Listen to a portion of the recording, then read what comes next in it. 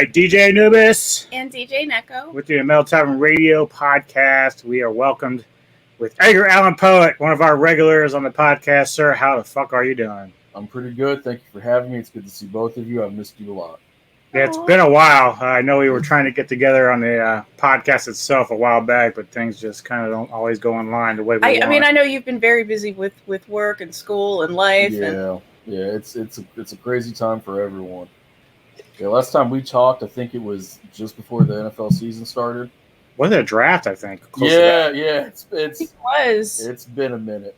Yeah. And then we were saying, because I was like, I had a lot going on with my mom and all, and I'm like, I haven't even really paid attention to anything, and I feel bad. And then now I kind of went into this season, and I was like, I don't really know anything. I don't know what's going on. Who's supposed to be good and bad? No one in the AFC. Nobody knows. No one knows who's actually good in the AFC. NFC is almost the same, man. Like at one point, the Rams looked like unbeatable, and then all of a sudden, everyone's beating them. So it's like, who the fuck knows? Yeah. I feel Same like with the Cardinals. Mm-hmm. Oh yeah, the Cardinals started off hot. All right, well, before we get into the sports side, because I know that's what we love to spend our time with you with, I'm just going to ask, like, have you seen any movies or shows that you really enjoyed lately, like in the entertainment world? Yeah, so I watched Wheel of Time, and I really liked it. I have not read. Show? Yeah, it's on Amazon. Amazon. Yeah, we're breaking up with Amazon. I don't blame you. It's really good. I haven't read the books at all, so I'm free of that whole like, were they faithful to the books? I can just watch it and enjoy it. I watched The Witcher 2. I really enjoyed that. I thought the second season was better than the first. Agreed. And the first was really good. Aside from that, I haven't watched too much TV. I think the last thing I watched before those, this is a couple months ago, was a handful of years ago, there was the Exorcist show, and the first season was really, really good. I haven't started the second season. I tried watching the first episode, but I didn't really get too much into it. But that's on Hulu, so that might be something we can try to revisit. Yeah. Witcher 2 is great. I do agree. The second season was much better. I think it's a little more streamlined. Like the first season, they were kind of just back and forth in time. I actually paid attention to the second season a little bit. That's how much better, because I'm not really into fantasy or anything like that. So when he was watching the first one, I was like, yeah, this is something you can watch on your own. And he's watching the second season. I'm just, popping in and watching. And I'm like, all right, so explain to me what's happening. Because it was actually, keeping my interest. Whereas before it was just boring to me. Yeah, the first season timeline. They're just like, here's this bit of story here. Here's this bit of story here. Here's this bit of story here. I hope you have a really good attention span and remember names. Start taking notes. Yeah, I did like that. This is one of the better things I like Henry Cavill in. I think he's really good at playing the Witcher. Yeah, he's not a man with range. He is good at, he's good at a handful of things. One of them standing there and looking pretty. Basically, you can make a lot of money in Hollywood standing there and looking. He's the most boring Superman ever, but he looks the part. He looked like Superman. Yeah. Okay, so into our sports and football, namely, we're gonna start with your new team again. His new team. So we'll start with this because we know that Ben Roethlisberger is going to be retiring at the end of the year. So, what's going to happen with Big Ben? Where's he going to go? Is he going to just retire? Is he going to maybe change his mind? Or who's going to replace him? I think he's going to retire because he's not good anymore. It's not even like a slight. He gets on the board. He's just my fat quarterback. Fat and stupid. I mean, I actually like Ben a lot. I think he's a top quarterback. Yeah, prime Ben Roethlisberger was the Carson Wentz and Josh Allen before Carson Wentz and Josh Allen. And he's on record saying that he doesn't train or do anything in the off season. So he's like, I just eat cheesesteaks. Yeah, and that's why Tom Brady can play until he's 48, and you're retiring before you're 40. And that's not a slight. He lived his life. He made a lot of money. He won 2 Super Bowls. His first bout Hall of Famer. But I think he's going to retire. I'm on record thinking that if Aaron Rodgers is actually available, he's coming to the Broncos. I think he's going to be a Steeler. I do. He loves. No. I know you guys laughing at her. I know. Oh no, I know. One of our favorite things about Ben is we were watching them play the Ravens a few years back. Yeah, he had a boot. He had a boot on, and then he got his nose broken, and like the commentator's like, "Oh yeah, nothing looks like his nose doesn't look broken." It was like way over here. Yeah, they took how they draw the lines on, and they took it, and they're like, "Yep, that's definitely not broken." So he was a tough guy. I enjoyed him. He was also an Elway fan, which is cool. A lot of people. That's why his him. number 7 is number 7. Of course, the whole like rape thing. People really got turned off by that. Which I'm not going to make judgment because I wasn't there. So it is what it is. I only know what evidence has been presented, and so far they say everything was consensual. So consensual. Consensual. Consensual. There was. I mean, we might as well talk about that. There was, and I believe he was accused a handful of times. One time was essentially dismissed almost immediately because it looked like a money grab, and I think that was the last accusation.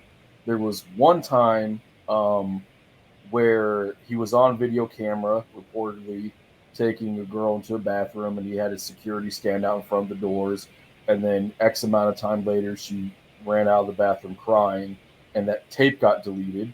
And then investigating, got deleted by the bar accidentally, and the bar owner was a friend of Ben Roethlisberger. That's not in dispute. And it was also reported that the investigating officer told that particular accuser that Ben Roethlisberger is a rich, powerful man, and you should probably just leave this alone. Now, I don't know. I mean, we do know the tape was deleted, and we don't know that the officer said that, but it was around the area where Ben Roethlisberger grew up, and that was the accusation that made a lot of people, kind of stick, because also, a lot of people make the judgment of, well, they weren't, she wasn't suing him for money. She wanted to press charges. And so that's part of the, the equation as well. I don't know what happened. I have my own suspicions as to what it was, but, kind of his reputation as being a booze hound and a handsy guy in that part of Ohio, he didn't do himself any favors. Right. As to what his legacy is, he's the best quarterback the Steelers ever had. He's one of the best quarterbacks of his generation. If you look at, he came into the league with Eli Manning and Phillip Rivers. I don't know anyone who thinks that Phillip Rivers or Eli Manning is better than Ben Roethlisberger. Right. He had a lot of issues playing, like when he throw a pick after his thumb injury, and he grabbed his thumb, and he did a lot of goofy shit like that. But he's also the guy who would stand in the pocket and take a beating by, the Ravens linebackers just to complete a 10-yard seam route. So, I don't know if you could name 10 quarterbacks all time better than Ben Roethlisberger. I do know the last few years that the offensive line for the Steelers just isn't doing them any favors. Like he was getting killed back then. It's like I can understand why he's like. I thought he retired after last year because I knew that he was already on borrowed time. And he's been injury prone, especially the last few years, and that shit catches up to you, dude. I know, if I hurt myself, it takes me extra long to get better, or pull a muscle or something. I just think he's probably he's gone through an equivalent of 75 car accidents the way he's been hit. I mean, he's 39 now? That's the only thing I worry about is what happens post football, because we know the CTE thing and all that, and he also put himself through a windshield early on in his career. Cycle, That's how tough he is. He could go through somebody else's windshield and get up. And makes practice 3 weeks later. Right. Now, I think you asked me what the Steelers do after him. Mm-hmm. So they can. You think Rodgers is a possibility? If Rodgers is leaving, I don't think he's leaving Green Bay. Especially with, I'm not going to get into the vaccine stuff or anything like that. We all know what that debate is, but the Packers after that have embraced him so warmly that I think he probably feels safe and comfortable in Green Bay. That team is stacked, and they don't have salary cap issues either. But I do think if he's going to leave, what type of team would he want to go to? Well, he makes every offensive line that he's on intrinsically better. He's got that Peyton Manning, Tom Brady effect. He's always wanted a good coach that he respected. He hated McCarthy, and I always defended him on that because I think McCarthy's a bum. McCarthy is a bum. But Tomlin, he loves Mike Tomlin. The Steelers, their weapons, wide receivers, really good. It's not as good as Green Bay's overall, but it's really good. They have tight ends. They have Najee Harris, who's 5th in the league in rushing with a relatively meh offensive line. And the Steelers' pass rush is unsurprisingly brutal. So I think that Pittsburgh would be a decent landing spot for him. I think he would probably be a Bronco, ironically, but for your ownership issue but for the fact that, unfortunately, I think Fangio's coming back. And I don't think anybody who's any good at football and offense wants to be on a team where Fangio's your head coach because he's just simply not good. Look at him. He doesn't know where he is. Look at that man. He's so confused. Good old Fangio. Can we just have Kubiak back? I know he had like 12 minor strokes, but I would like him back. I love him. Minor strokes. They were minor. It's the same system as Shermer. It's just that he was better at play calling. Well, speaking of Fangio and the Broncos, that's our team here. We are in chaos. We got a game today against Kansas City. And it is on Saturday. That's so weird. It is. Yeah. I don't like that. I don't like it. Well, they did it on purpose because the Chiefs have a chance to move up in postseason seeding. But because the Titans play first tomorrow, if the Titans had won or lost, that would tell the Chiefs whether or not they would have to play their starters. So the NFL said, we're not letting you do that. We're going to make you play as if you're playing for something. And that's what they're going to do. I love that, actually. Yeah, I enjoy that because it's like, okay, Denver needs to get their ass kicked so I can get some of this shit out of the house. So we need Kansas City to play for something today. Yeah. Well, I mean, and that's I think that's the interesting thing about Denver is I love Denver's roster. If I look at your offensive line, I don't love your guards. You have a solid starting tackle at left tackle for as much shit as he gets. If you compare his holding penalties and the sacks he gives up, Bowles is better than league average, and he's getting paid less money than a lot of left tackles for that type of production. Javonte Williams thinks he's Walter Payton, and I'm not telling him that he's not. Those wide receivers are stacked. Fant, I can't tell how good Fant is. I know he's not bad. I know he's really gifted. And you have your defense is so good, especially considering the injuries. But it's just like if you had this type of roster 20 years ago, you'd be a Super Bowl contender. But in this day and age, if you don't have a quarterback, your team doesn't matter. And that absolutely sucks, but that's where you guys are at. And that's where Pittsburgh's going to be at. And so, that's the tough thing about Denver right now because the talent's there, and even when we traded Vaughn mid-season, like that was a good trade for you all. The defense still played pretty well. It still has. They do have their faults, but like the reality is, they're kind of just up against the wall. Where unlike 2015, we can kind of get away with it. We can't get away with that stuff because we have no quarterback. Right, you have a great team. You have a great defense. You don't have an all-time great defense. Right, and it's real hard to keep that defense. And you all kind of learned what Seattle learned. It's the reasons why quarterbacks are so appealing is that you have to pay one guy a lot of money. If you have an all-time great defense, you have to pay 4 or 5 pivotal guys a lot of money, and it's hard to keep people together like that. And so I think that if my team doesn't get Rodgers and you guys don't get Rodgers, we're doing the same thing. We're calling Deshaun Watson. We're calling about Russ Wilson. Maybe they're calling about Kirk Cousins. Don't yell at me. Maybe they're calling about Kirk Cousins. I know you hate Kirk. I don't hate Kirk. I know. At this stage, I know that like you and I talked like 3 or 4 years ago before he went to Minnesota, and I was like, I want Kirk Cousins in Denver. Yeah.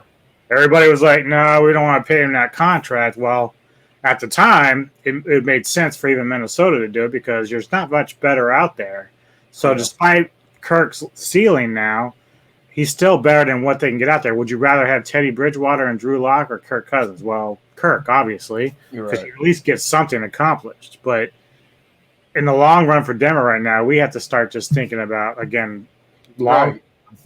And you guys never blew it up and had a true rebuild. And right. That's actually something that I got chastised a lot on the board because I was calling for that. Right. And so 4 years of calling for a proper rebuild, people got kind of testy with me about it. But I feel like I've kind of been validated about that. Now, truth be told, Elway fixed his issues because when he was drafting his first half of Elway's tenure, he was not the best drafter. It was home run or strikeout. That second half, I mean, his draft record, he's drafting like he's like Ozzie Newsome. And so, and that, in my opinion, the best GM of all time. So it's good to be drafting like that monster. It's just your issue is the same as everybody else's. You don't have a quarterback. So how do you get one? Last year, there's a lot of quarterbacks. Denver didn't want to trade up. And I understood that because Patton was looking at it like, what if I fire Fangio and I have this rookie quarterback? Will a new coach want to come in? Will he like him? That's an awkward fit. It just so happens that this quarterback class doesn't look so hot. A lot of people like Pickett. They think he's talented enough to be good and he's got the experience. I think my guy, if I had to pick somebody out of that class, I would pick Pickett if I wanted to be safe.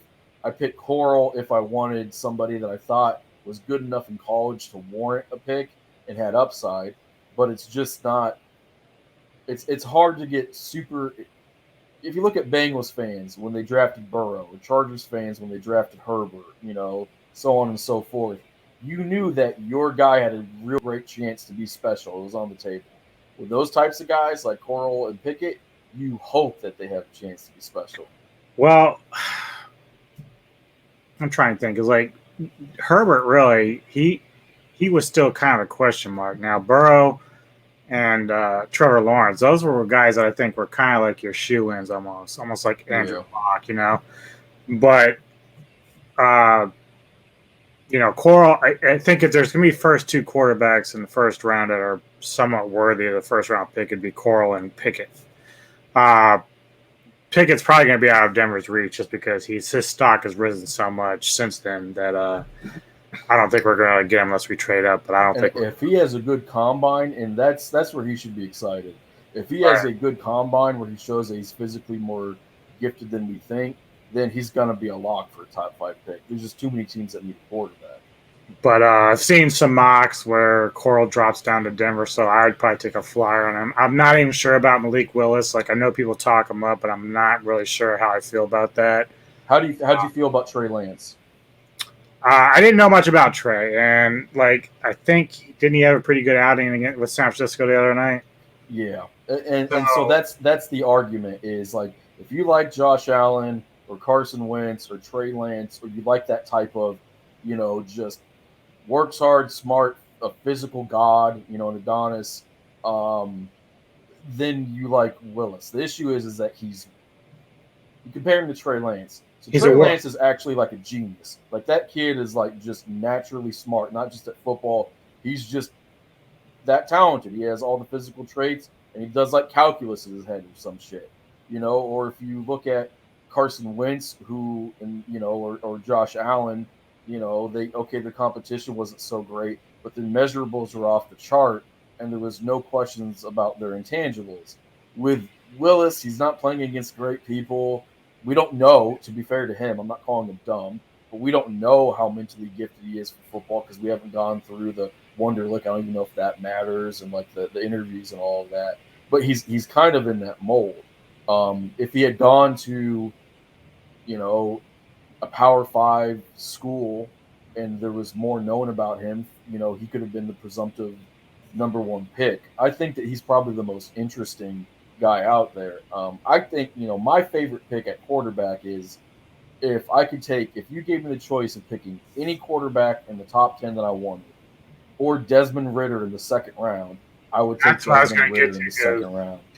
Even though I'm not crazy about taking another second round QB, if I had to take one, I think my latest mock I did take Ridder because he was there. So it's like, I don't mind him. I'm not sure if I'm super impressed with him. I mean, it's not his fault he had to play Bama, but, no one's really going to beat Bama when it comes to something like that. But he missed throws that were there. Yeah, and that he's just another project to me in some ways. So it's like, do I really want to risk another? Absolutely, and I think for him, like he drove Cincinnati down that first drive. He looked great. He had a guy wide open, and he threw a perfect ball, and it got batted. All right, that's not on him. That just kind of sucks. And he hit some nice throws in there, but he got killed by the Bama machine because that's what Nick Saban does. He puts his team on the field, and he makes you hate football. You will not have fun playing against him. Unless you're Johnny Manziel and you're so drunk and high that you barely know where you are. Right? You're just like, hey, I'm playing football. I'm Johnny Manziel. Someone send me to rehab. But like, I think for Ritter, the argument for him is he's gotten better every year. His progressions have gotten better every year. His mechanics have gotten better every year. And it's easier to take a project guy when they're ascending. And, unlike some of the other guys, that the competition he's playing is really good. But it just also comes down to coaching. If your head coach was Kyle Shanahan, Desmond Ritter in the second sounds a whole lot better than it does right now. Yeah. If Kyle Shanahan was your head coach, Pickett or Willis or... And that's the thing. Like, if Denver is going into a draft next year and we want a quarterback again, no matter if it's first or second round... No more Schumer. Yeah, we have to have an offensive-minded coach. Like, I like Fangio as a defensive guy. I just don't like him as a head coach. But he's not going to get demoted. He's not going to take a demotion here. And so we have to start thinking about, okay, well, we got the defensive players in place. We've got offensive players in place. Let's find more offensive-minded coaches to try to, like, balance this team out.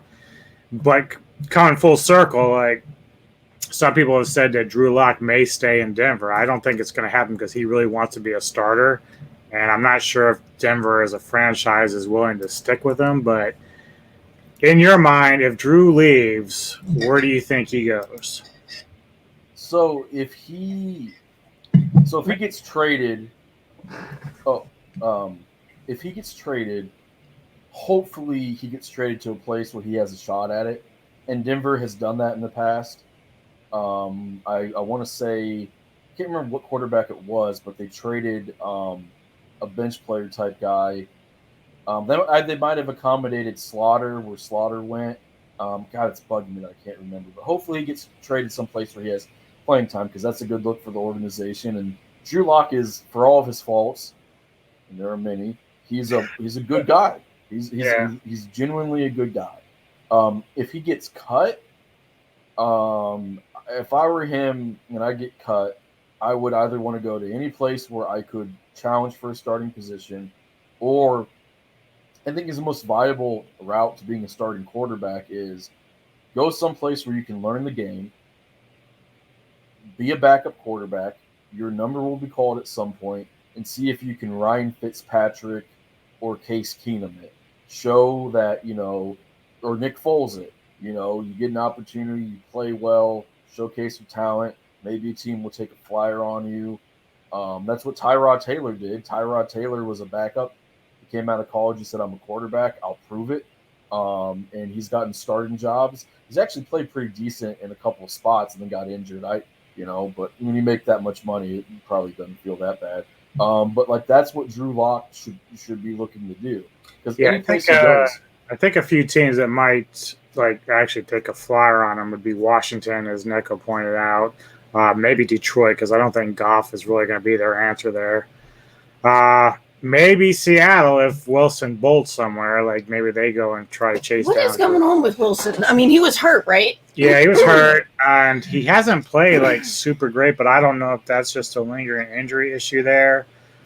He says he really likes working with Carroll, so he may not go anywhere. But that could be just what he's a company guy. Like he's Russell Wilson, and I mean this is a compliment. He's got that corporate mindset.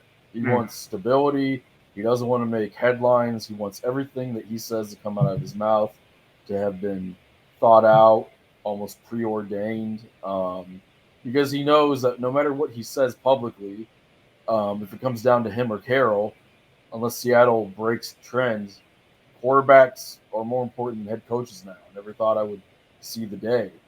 That's something that even Bill Belichick learned. So if he wants Carroll out, and I also think that Carroll is kind of acting as a quasi GM, and it's probably frustrating to Seattle ownership. Then you move on for him. But if you want to trade Russell Wilson, if you want to blow up your entire team, I don't know how many picks you could get for Russ, but I would imagine it'd be a lot. And so I would take. I don't believe any player is untradeable. I grew up and I watched the Niners trade Joe Montana. If you can trade Joe Montana, you can trade. They tried it with John, so I'm like, yeah, move, but they tried it. yeah, didn't Bolin say no? Oh yeah, Bolin's like, Dan, you're out of your mind, and God rest Breeze, but right, that different was time. Yeah, different time. And Reeves should be a Hall of Famer, by the way. Oh yeah, easily. I argued for that one for years. I know he doesn't have a Super Bowl win, but if you can get to a bunch of Super Bowls and you can turn around, like, people forget how bad some of the teams, like, it's like before Reeves and after Reeves. And before Reeves, it's like a barren wasteland. And after Reeves, even if it didn't work out, you didn't get your Super Bowl, like, your barren, desolate wasteland looks like a beautiful, luscious forest. If anything, I give Dan a lot of credit for beating the Vikings that year because, like, I was afraid they were going to beat us. So, like, Randy Moss and Chris Carter were not fucking around. Dude, that was a scary offense that they had. Like, I'm like, that line. Falcons beat them, I'm going to feel a lot better about the Super Bowl. And of course, I was right. But yeah, that was a scary team, man. Yeah, and they were just outmatched. They matched up pretty decently against the Falcons, but it's Denver was an all-time team because of their balance and in one of your Super Bowls you had a really strong defense, and then another Super Bowl at Elway, your defense wasn't as great, but it was really good at turnovers. And I was against the Packers because Greg Robinson was known for all his like blitz packages, and like he was very good at blitzing, and that's how he got Green Bay to turn the ball over a couple times, actually 2 or 3 times. Yeah. But there was a moment like I remember after Green Bay fumbled a kickoff in the second half, like we had the ball, and then immediately John threw an interception in the end zone. I'm like, no. Yeah. I've seen that game. So my dad was never a Broncos fan. Yeah. But, he was Bengals fan because Cincinnati. But he loved a lot of the players on the Broncos. He loved John Elway, and he loved Atwater. That's where my love for Atwater came from. Was he just thought that where my dad was from, the primary sport was soccer, and so he got to America and he's like, "Yo, tackle football is different than what your football is different than my football. This is wild." And so he was just like watching. I would watch him watch football, and he watched a lot of football. He's a big sports guy, and every now and again his eyes would just pop. He's like, "Oh yeah, you can do that." And he did that so much with Ronnie Lott, who he hated because he was a filthy 49er who beat the Bengals in the Super Bowl. And I actually rooted for Cincinnati that year. A lot of people, and if it wasn't for Stanley Wilson, the Bengals might have won it. But it's with Denver and those all-time teams. It's just it's hard to stop a great an offense that can be great at passing and running, and a defense that's either really good or is going to be aggressive and make you play perfect. And Dan Reeves did not have an answer for that, but nobody else did. So I don't know why I would punish him for that. I mean, you guys just came off of beating the Packers, who were massive favorites, and you made the Super Bowl again. So if Brett Favre's legacy can withstand it, then surely a head coach who doesn't take the field, can withstand it. Well, there's a famous clip by Greg Craig and the nose tackle for Denver when they were playing the Niners in the Super Bowl, and like we were just getting routed. But he got caught on cameras. He's like, they just gave up another touchdown. He's like, what's going on? It's like, why are we getting our asses kicked like this? Like it's and they were just out-coached, man. I mean, I think it was Bill Walsh, and like you just weren't going to beat that guy. The NFC was just different. But now, actually, I might have been George Seifert then. I'm not sure. I can't remember when he took over, but it's either Walsh or Seifert in that Super Bowl. Yeah. Yeah, you typically don't have a conference that's that dominant for that long, which kind of is better for football. Like if you look at like the AFC, Titans are really good, the Chiefs are really good, and then after that, you could say, well, I think the Bengals are a great team, but they have a young quarterback, and I firmly believe Joe Burrow will win the Super Bowl for Cincinnati, injuries, notwithstanding. Um, and but you don't know. Maybe there's been a lot of great quarterbacks who sucked the first time or two in the playoffs, and then who were absolute monsters. So like that could be his trajectory. I get to a couple things here with that. One, you used to be a Bengals fan, so Yeah. how do you feel now that the team's actually starting to play pretty well? Does it make you regret maybe not sticking with them? No, I stopped being a Bengals fan because growing up, I spent a lot of time in Ohio. Almost every Christmas break, spring break, at least 3 weeks in every summer. I spent a lot of time in Ohio. The state just isn't the same anymore. I also don't have any family that lives in Ohio. I haven't had any family that lived in Ohio since my aunt passed a couple of years ago, and so I don't really have ties to Ohio. It also just, it's my worldview on certain topics, and the trend in Ohio, and so we could just, you know, I think people could probably connect the dots as to what I'm insinuating. It just doesn't. It's not the same spot anymore. And I became a Broncos fan because of the board, and that just didn't end well. So I got a text message from, ironically, friends who were from another board that I kept in contact with over Facebook for years, and they're like, "Why don't you be a Steelers fan?" And then when COVID clears up, we'll all catch a game at Heinz. Steeler tickets are just like Bronco tickets; they're hard as shit to get. So I'm still looking forward to that. But for watching the Bengals themselves, like it wouldn't matter to me if the Bengals became the new Patriots, um, or if they were, the Bengals of the '90s.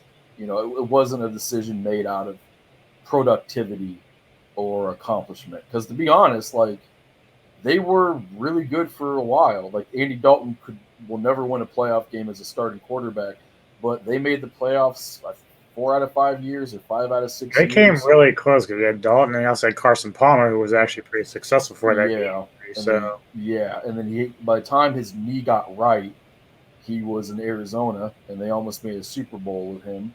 right. Um, and so I like Joe Burrow coming out of college.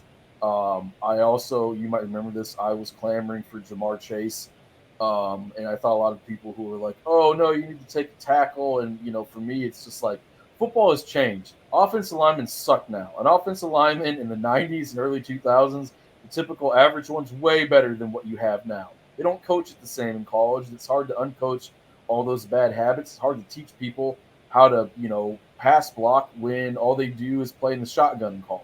So you have to adjust what your expectations are. And so when you have shitty offensive linemen or a left tackle who is inevitably going to be moved to guard, or you have a wide receiver who is like a 6'1" version of Terrell Owens and Randy Moss, I would go with the 6'1" version of Terrell Owens and Randy Moss because he's going to run That by brings me you. to my other question because how important do you feel? And I don't know if it's been how many times it's been done in the NFL, but how important do you feel when you have a quarterback and a wide receiver who not only play together professionally but played together in college? Because both Chase and Joe Burrow played at LSU. Yeah, they won a national championship by beating the soul out of people. Right. So watching what they're doing with the Bengals, like I'm wondering, man, like if Denver goes and gets Coral, do we go after one of the receivers of that Ole Miss team to see if that connection remains, and that does that Uh, help? I wonder I, how much that plays into I, thinking, coaching.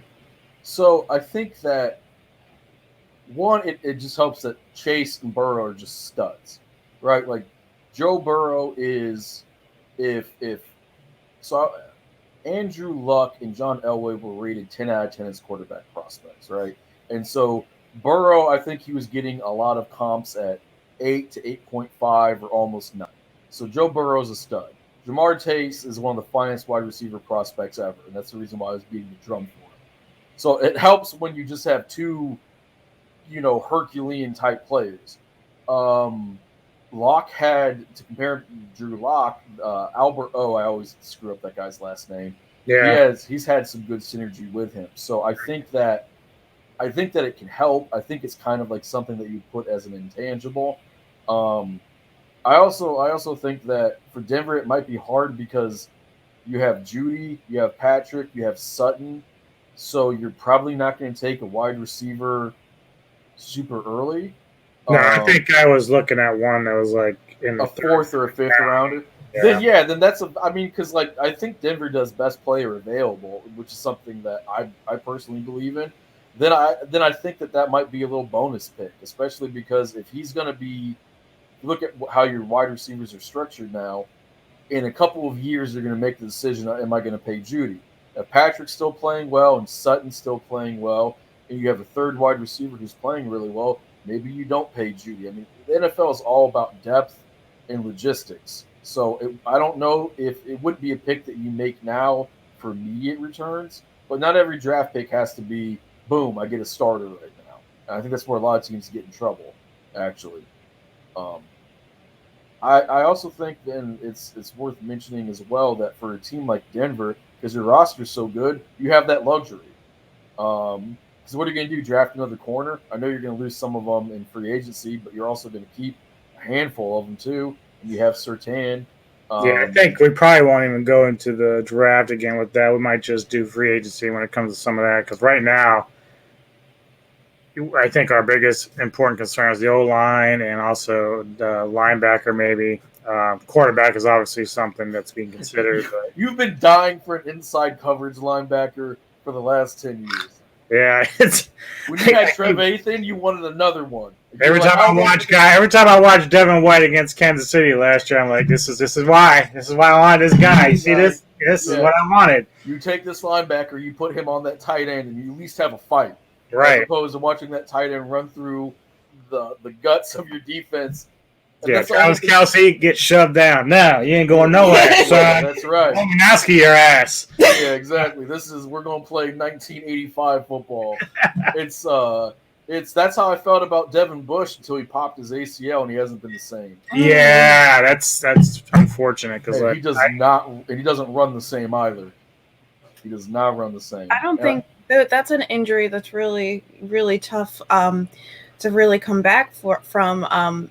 Like one of the girls that I used to teach dancing, Tiffany's daughter, it was her ACL and her MCL, and like she is fine, like she can walk, but like when I watch her dance now, she's really not gonna put the effort because she knows what she went through and the multiple surgeries that she had to go through. So I think these giant men who are over 300 pounds, when they're like, I'm not gonna run like that anymore, just FYI. And he's a 220-pound stud, and the big thing for him was his straight line speed and his acceleration. It's different when you're like Tom Brady tears a ligament in his knee. Who gives a shit? Tom Brady's not running. He's dropping back and he's planting his feet and he's throwing the ball. But if you compare it to like NBA guys, Derrick Rose, it took Derrick Rose 4 years after that injury. The more explosive you are, the harder it is to come back from it. And Bush, who's a big fellow, he just doesn't run the same. It also doesn't help that he doesn't want to tackle a running back anymore. That kind of frustrates me. But he's got to be better. He's got to be better than that bum T.J. Watt, right? T.J. Watt is. I was going to just poke fun at it. Watch. About to break the sack record. Like what? No, you don't talk about my boy like that. Like that Derek, he was robbed of the defensive player of the year last year. Hopefully that gets changed. Maybe this year they won't give it to him because I don't think Pittsburgh will make the playoffs. Oh, really? Like, I was going to ask you about that. Like, what do you think of their chances of getting to the playoffs and winning the Super Bowl? We have to. So if we make the playoffs, we're not winning the Super Bowl because we don't have the quarterback. And it's not even just that. We don't have the quarterback. We have some pieces on the O-line that I really like, but we don't have the line right now. And you can run on us. So, like, let's say we win a playoff game, right? Like, we shock somebody. Okay, it could happen. And then you have to go play against the Tennessee Titans and you can't stop the run, and Derrick Henry's reportedly healthy, and he's just looking at your linebackers laughing, and you can't clone T.J. Watt, and you get your ass beat on national television. Yeah. That's what I imagine would happen. Like, I was so happy when we played the Browns and their dumbass head coach would not run Nick Chubb. I was just so stoked. He was like, I don't need to run Nick Chubb. I need Baker Mayfield to drop back and throw it deep. And I'm like, yeah, throw it, Baker. Throw it. And Baker this year and last year, like, he's regressing. I'm like, wasn't he good? Right? Like, he was. What happened? Technically, Baker is right up there with Kirk Cousins and some of these other guys, at least in terms of his ability. Like, he hasn't really taken them to the playoffs much or anything, but he has the potential to be a guy that if you have a good team around him, he can be very successful. But he's regressing, though. The last few games, his decision making is terrible. It's terrible, and he's hurt, and he has this mentality where he's not going to change how he plays. Yeah, and that's fine, except when you miss. If you're going to play the way that you play, I can understand that because you're an athlete. I get that. But when the way that you play means you're going to throw a contested bomb and, not hit the tight end who's open over the middle of the field for the first down, who also has chunk yardage, then you're just playing stupid. And unless you're down by 10, you have a minute to go, then obviously game scenarios can change it. But Baker is a guy who's physically limited. He was drafted where he was because he's NFL talent, but he's drafted for his intangibles. And he's also a giant prick, and he rubs people the wrong way. Oh. And he's I wouldn't say that he's entitled, and I wouldn't say that he's pouty, but he's got that old school mentality, and the way that he plays, and he acts like he's John Elway, but he's not John Elway. And when I say that, I'm not saying that he acts like Jay Cutler. He's not a pouty hoe. He's not. He's not a whiner. No one could ever question Baker's toughness, and I don't question. I actually find him pretty funny. I've seen his commercials, so he's got like a good. He's got some charisma. Yeah. He's funny, but again, there is a sense of like arrogance or. And that's what propelled him. He was a 2-time walk-on. Right. And everybody said, oh, he has a weak arm. He doesn't have a weak arm. No, everyone says, oh, he has a great arm. He doesn't have a fucking great arm. Like, watch the game. Like, sometimes I wonder, like, people, they make these analysts, they make these statements, and I go, what games have you watched? When you tell me, Baker Mayfield has one of the best arms in football.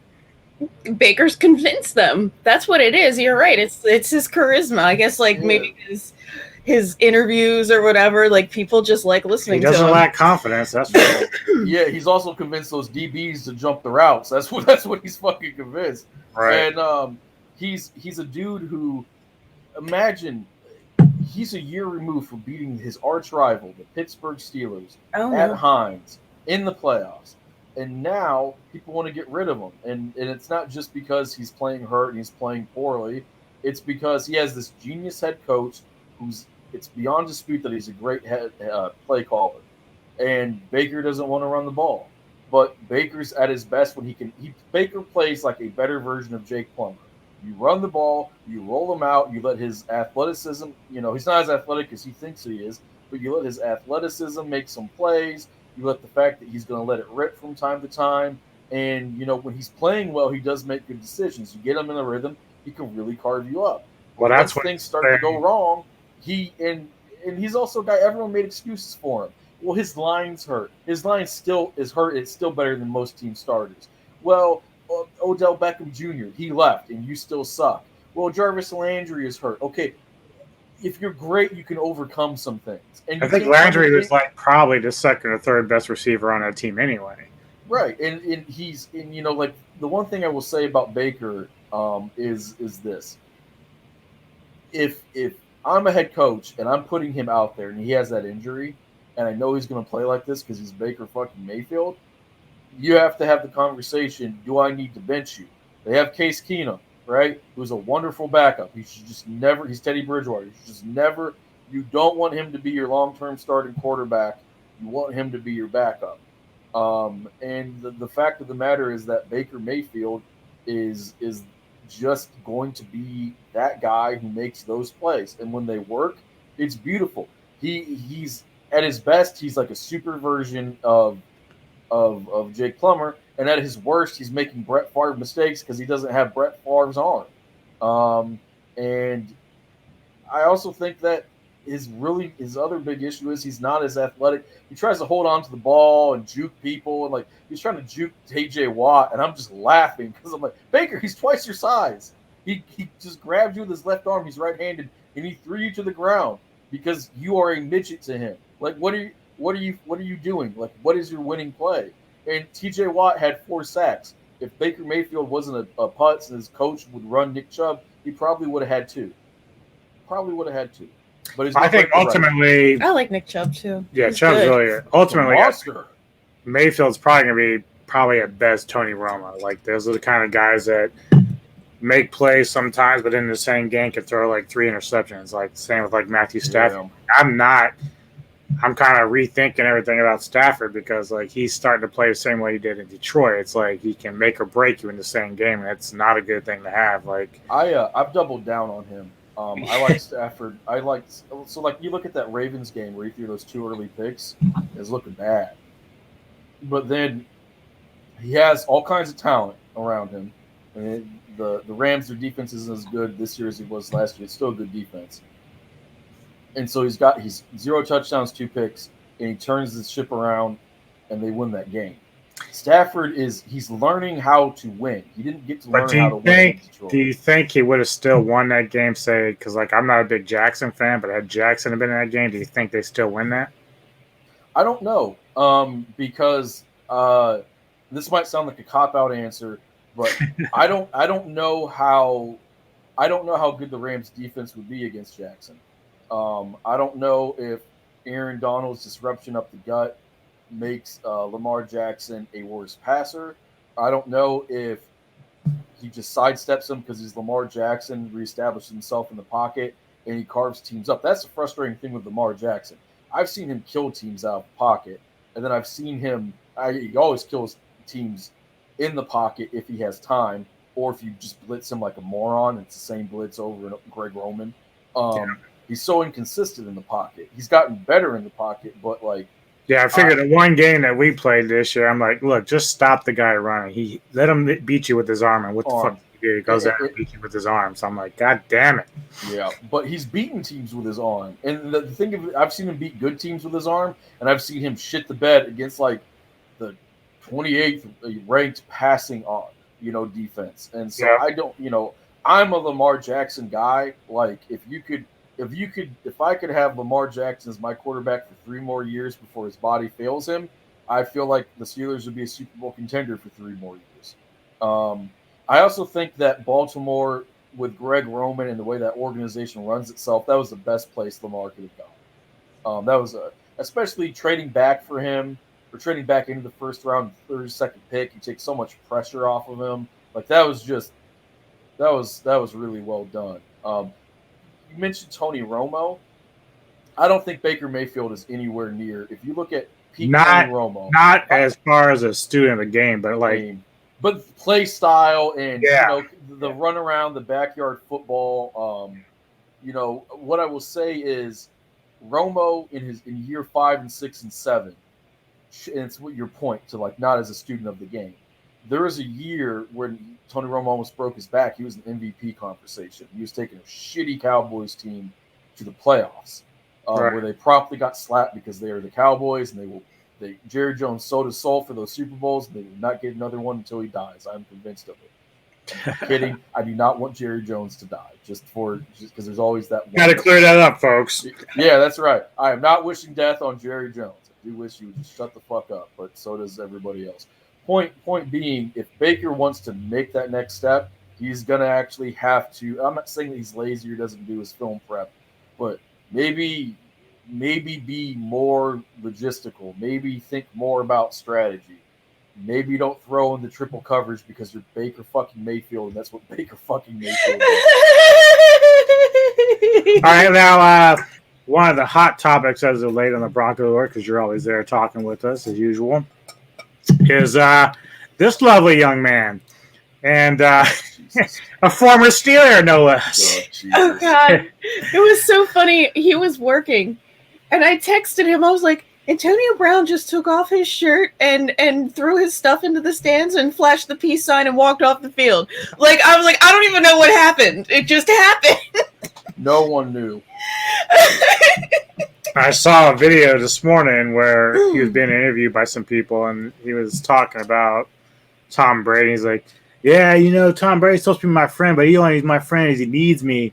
And I played in the Super Bowl last year, and I'm a hero. And I'm like, dude, I'm going to introduce you to Terrell Owens, who I don't really like, but he played against the Pats on a broken foot and leg, so you ain't no hero compared to that guy, trust me. Yeah, he beat the shit out of the Pats, too. Yeah. Like, he just was medically cleared. Right. He was just able to take the field. So they might have lost, but, like, he played his ass off on a hurt leg, so I don't want to even hear. And he's a crazy dude, man. Here are my thoughts on Antonio Brown. CTE is real. But do we think that's the case here? Because yes, I think many things. So this is, and I'm sorry to yell at you, but it was unequivocal. Right. He has mental health issues. He has CTE. His mental health issues, very few mental health issues stop you from being in control of your person, right? Like I have at work, I have seen people who we do a D&E, detain and evaluate, because a family member, they come in, they say, my loved one is doing X, Y, and Z, and they're doing very unpleasant things, either to others or to themselves or property. And we fill out the forms and we go before a judge and we have a hearing and they're taken to a hospital to be detained and evaluated. And some of these people, they think that the Martians are coming to collect their skin cells and they need to escape to Mars so they can lead the revolution. They're there, but they're not there. That's not Antonio Brown. Antonio doesn't really talk like that. Like the stuff that he says is more of, you know, I'm not getting paid enough, and you know, absolutely, it's just like a baby rant, and it's like, and he's able to play football, and he's able to go about daily life like a regular human being, but absolutely, he just can't get out of his own way when he talks. Nope, he can't, and that's why I say it's a mix of everything. He definitely, like, you see that Vontaze Burfict hit. Fuck that guy. Well, that had to do some damage. Yeah, that was vicious as hell. Yeah, that was the Raiders in the 70s were like, damn. But he's got CTE issues. He's been on the record that he has mental health issues. I don't know if he has substance abuse issues, but here's the other thing about Antonio Brown. He's just an asshole. You can be an asshole and have mental health issues and not be and also just be an asshole with you. Well, you can have CTE and also be an asshole because CTE it's not an onset immediately. Antonio Brown is a selfish prick. Antonio Brown is not a good human being. He's not a nice man. If you look at how he treats people, if you look at throwing the couch off the balcony and robbing or punching the delivery guy and stiffing all the people that he owes money, and like you can sit there and badmouth Tom Brady all you want. Tom Brady got your ass back in the league. Bruce Arians never wanted Antonio Brown. Tom Brady did, and Tom Brady got you a incentive-laden contract. Tom Brady got you a ring. Got you a fucking ring. Tom Brady went to you, and Antonio Brown's like, I'm a hero because I played well when some of our wide receivers were hurt. And it's like, yeah, you did. That's what you're also supposed to fucking do. Like, you got the GOAT throwing you the football, and you're Antonio Brown. Antonio Brown is statistically a first ballot Hall of Famer. Just off of that 6-year run that he had in Pittsburgh, it's one of the best runs in NFL history. I don't know if he's gifted as hell as a receiver. It's like ridiculous, but like I'm like, just put a regular head on this guy. He doesn't have it. He's got the ego. I mean, when he was with the Raiders and he was having an issue with the helmet, like that's what got him cut from the Raiders. Like he wouldn't wear his helmet. But that was like some weird thing where he wanted to be a Patriot, and then like he started doing stupid shit in LA with Rudin, and then like they just cut him. But yeah, when he was a Patriot, he tweeted, didn't he dox that woman who was suing him for sexual assault? Yeah. And then you know what happened? Antonio Brown, who is cheap and stiffs people all the time, settled with her on sexual assault. Oh wow. And she was willing to go to trial. And then he forked over all the money that she wanted. So, folks, you can interpret that how you want. I know how I interpret that. I'm glad she got her money because I believe her. And to be quite honest, so does everybody else. Because Yeah. Antonio Brown has in Pittsburgh when he was trying to get Mike Wallace's job, and he got paid a big chunk of money early on because Mike Wallace was kind of being a diva, not like Antonio Brown. Not doing that comparison. And Mike Wallace must be in the water in Pittsburgh because that seems to happen a lot. Because we make wide receivers.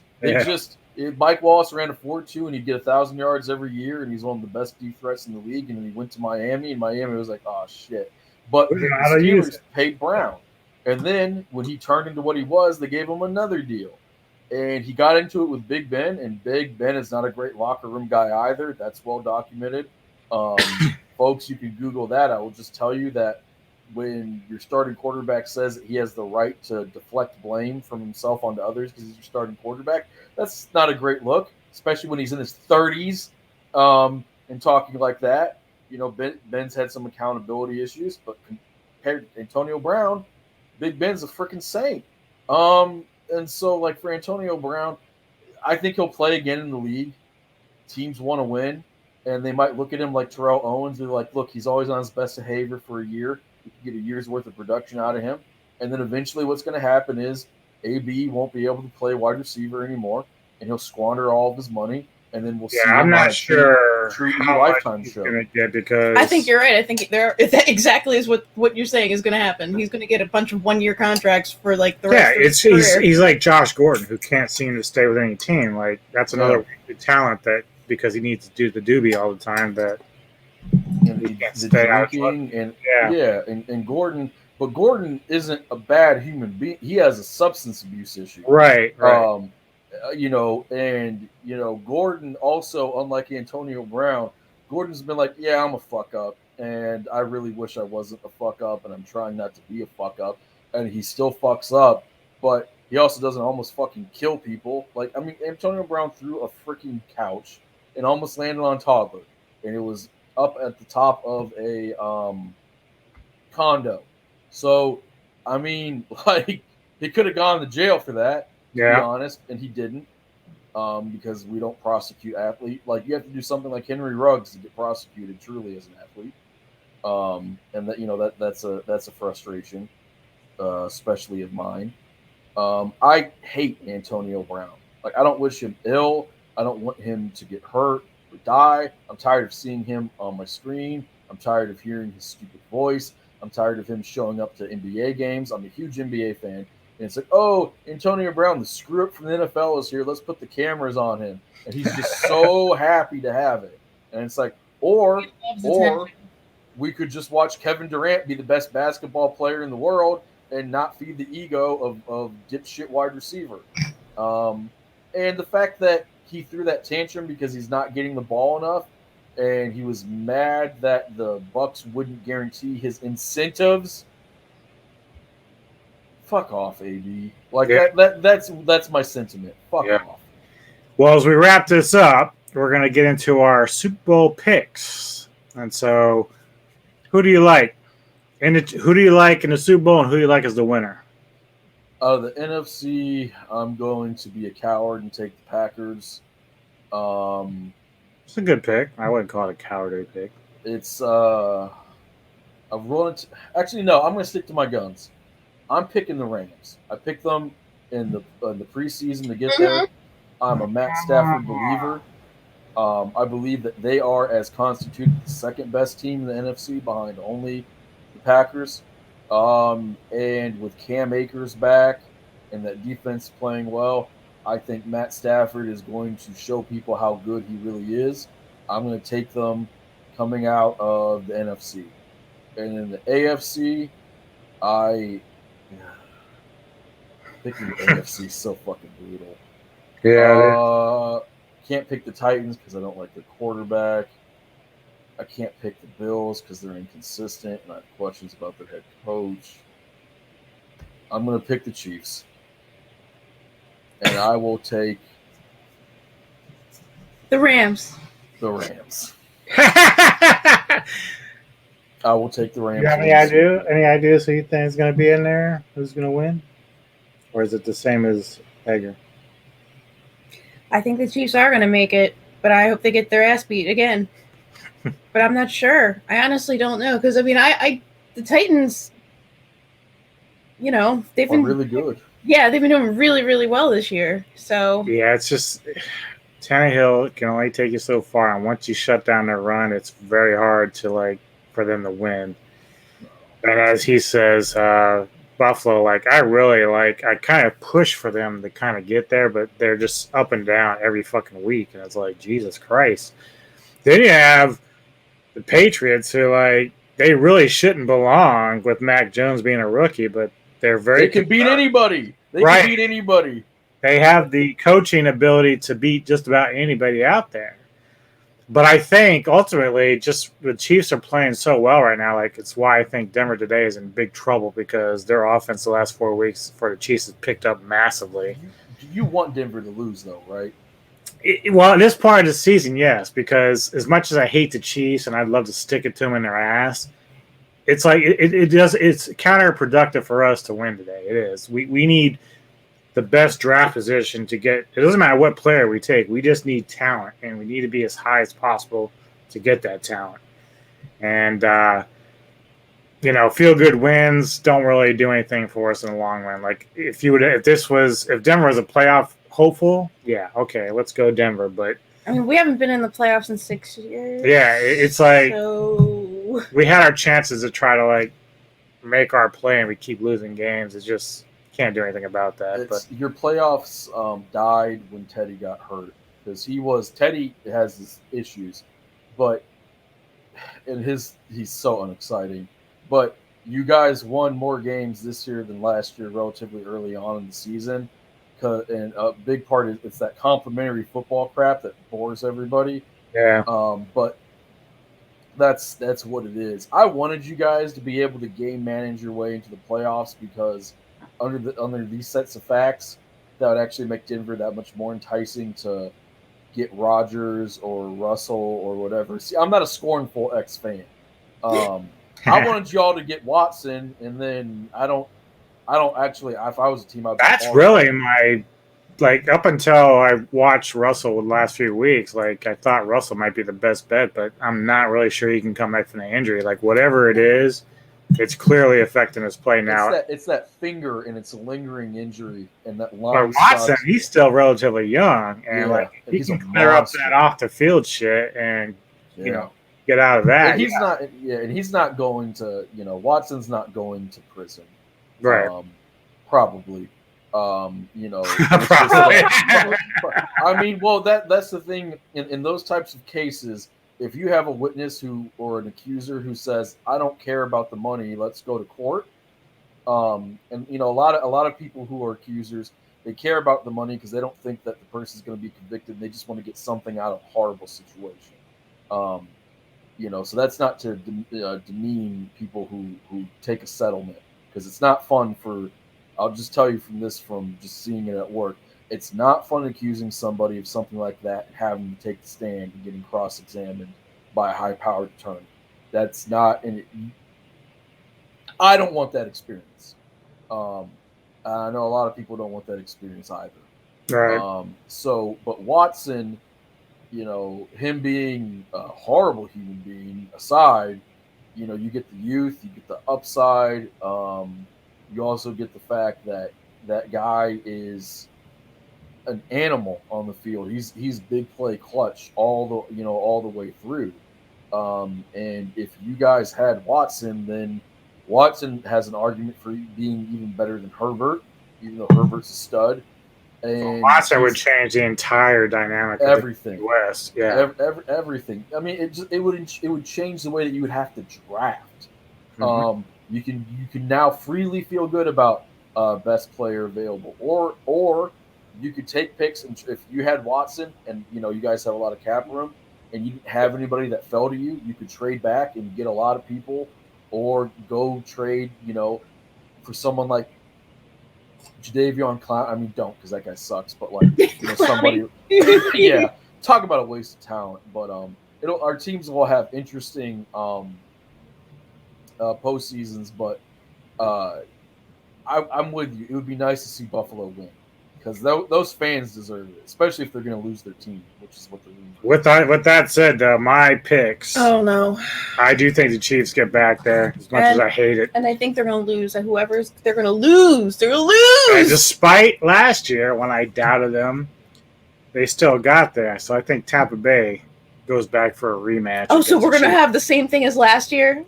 The only difference is I'm not sure if Tampa Bay beats the Chiefs for a second time. That's the only thing. Like, can you imagine? I don't want to ever doubt Brady because I love that dude, but like, that's your guy. Sooner or later, time catches up to you. But I think come playoff time, something just clicks with him, and they start kind of like running through the fucking gambit. And I think they'll get it done.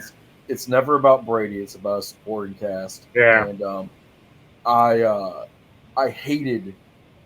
So aside from my disdain for AB, I've softened on my Brady hate because as players age, I want to enjoy, what they have, but because I'll get to say I watched Tom Brady play. I hated the Chris Godwin injury because one, he's a really good player and he was up for a contract, and I hate it when a guy who plays his ass off, he's up for a contract and he pops a knee. But with Godwin out and AB off the team, you have Mike Evans, who's a stud, and his stats have only gone down because Brady distributes the ball. You have him and Gronk. And Gronk's still good, but he's kind of limited. Yeah.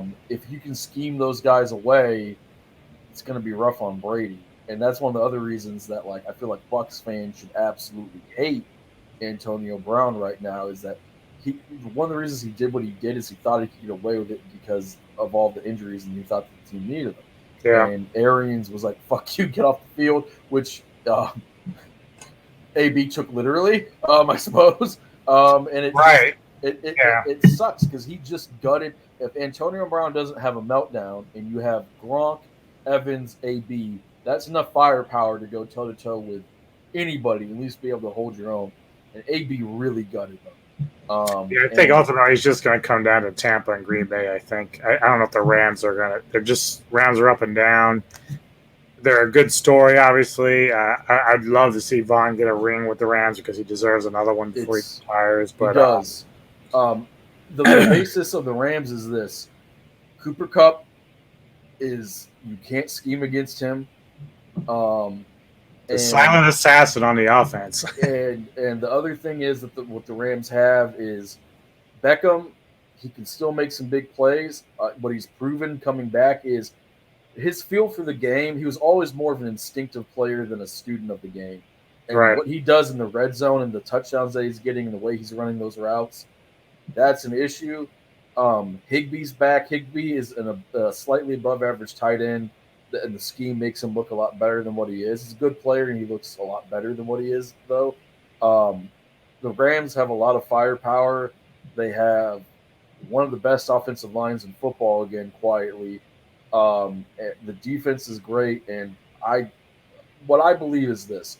One, I've always believed in Matt Stafford. I believed in him ever since he had that separated shoulder and got the game-winning touchdown throw on Thanksgiving. And I also believe that McVay has gotten better every year as a coach, and he's seen what teams have done to his offense. And this year, I think that he's adjusted. With that being said, if Stafford goes out there and lays a fucking brick, then I'm gonna take my beating like a man. But if they win the Super Bowl, oh man, I'm gonna have some things to say. To Shane. No, he's gone. He's over at the new Bronco board. No, so. He's gone. He's gone there. Oh, really? Yeah. He got banned again? Yeah, he's gone. He's gone everywhere. You can probably find him at Discord or behind the Whole Foods with a fucking tinfoil thing on his head, man. I love that guy, but he's a treat.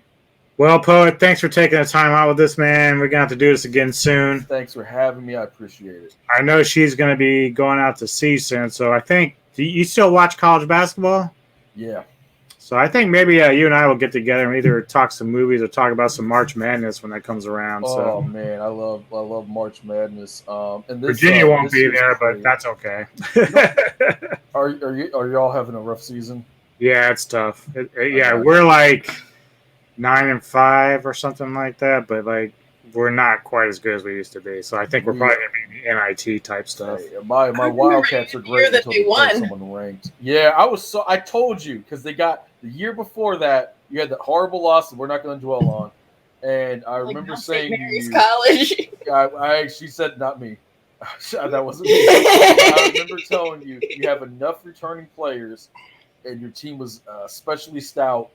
Uh, I said I think that you guys will have a great shot at winning. And you said I hope so, man, but it sure doesn't feel that way. Well, And it's the so same feeling I had in 2015 with the Broncos. Like we had great defenses, and Bennett does a great job with defensive schemes, but offensively, it's like, come on, man, give me some threes, something. yeah, and just Finally, in the tournament that year, I was like, this is good because we're keeping teams from blowing us out. and also it helped that your team when you lose like that, you're either going to be embarrassed and crumble, or you're going to come back and you're embarrassed and pissed off. And so I don't have a strong feeling about Virginia basketball, right? But I was rooting for them for you because you felt the same way. You felt the same way that I felt. I think it was 2010, 2011. Kentucky's the number one seed. They have DeMarcus Cousins and John Wall, and they were beating the shit out of everybody. And they play against, oh God, Huggins was the coach of West Virginia. Yeah, And West Virginia is one of the absolute worst 3-point shooting teams in the country that year. They shoot 50% on volume, and Kentucky has its worst shooting night of the season, and I think like the worst shooting night in any tournament game in like 20 years or so. It was just some like eye popping stat. And I'm watching John Wall, who went on to have a great career in the NBA, and DeMarcus Cousins, who was the best center in the NBA for like 3 or 4 years, leave in the Sweet 16 because a crappy team shot 50% from the three. all right. Fucking awful. And then 2 years later, Anthony Davis wins us the national championship. So it's the highs and lows. But I kind of half-assedly root for the Cavs when they're not playing Kentucky because of you. But I was so stoked for you. So thanks for having me. I bet you were. Well, we were out for the Auburn game, and I was like, they had it on silent, the game, and it was after. We're at a concert, and they had it on at the bar, and we're watching it. We're like, yeah, it's like I said, he got fouled on a three. He's gonna shoot three. He can win this game. I was like, holy shit! Yeah, and he did. And then of course we watched the championship game at home, and like I was like on edge the entire time, but celebrated like a motherfucker when we won. He's a little miserable when it's like he doesn't appreciate like the Super Bowl games or like when our teams are in. He just gets all like. That's how my dad was. So every year when Kentucky was in the national championship game, this is what my dad did. In our house, every TV that had access to cable had the Kentucky game on at full volume. Oh no! The rules in the house about cursing went out the window. Because like when my dad came to America, the first school he went to was UK, and so he wanted to adopt and embrace the culture, right? And so Kentucky basketball is a fucking religion in Kentucky, and my dad likes sports anyway, so he fell in love with Kentucky basketball. I was a kid and I wanted to buy a hat. It was a Duke hat because I liked the logo, and he said, "I'll buy that for you, but if I buy that for you, you are not my son anymore." I'm like 6. My mom like, I don't know what you mean. I just like the guy. I just like the guy on it. No, and then I was like, "Can I get a Wildcat hat?" He's like, "No, you have a hat at home." It's the most dad response fucking possible. But that's how in tune my dad was with Kentucky basketball. But whenever, and I got that from him, whenever, it feels so great after the win, but during the game, I am miserable. I'm on edge. Don't talk to me. I'm not having fun. I had fun before the game. Hopefully I'll have fun after the game, but I am so high strung. Yeah. If you go boo, I'll jump up into the damn ceiling. Is what it is. You ever see Remember the Titans?